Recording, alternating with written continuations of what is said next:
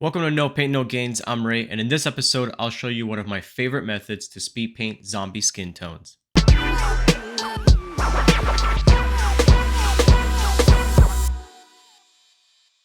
This method is broken down into 3 simple steps: base, glaze, and highlight.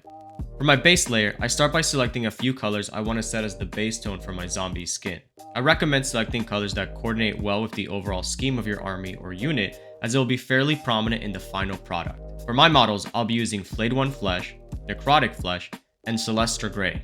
I'm going for a variety of skin tones across my models and leaning more towards a high fantasy paint scheme than a realistic one. With my base color selected and on my palette, I get to work on painting the skin. Make sure to thin your paints a bit before applying it to your models to avoid thick paint clumps from forming that might obscure any fine details. For the glaze portion, I select a few washes that complement the base skin tone of my zombies.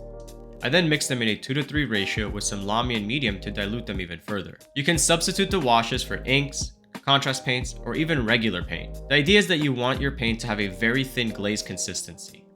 From here, I apply a light coat all over the skin, with the exception of the hands, feet, and any recessed areas that I want to be darker.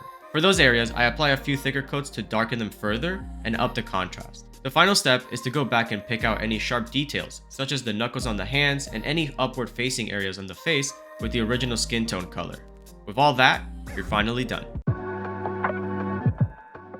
As with any speed painting technique, this method is designed to produce tabletop quality models at a reasonable pace, and it's only one of many different ways to paint zombie skin tones. Miniature painting is inevitably a very time-consuming hobby, and simple methods such as this allow us to get rank and file models painted and on the tabletop for gameplay as soon as possible.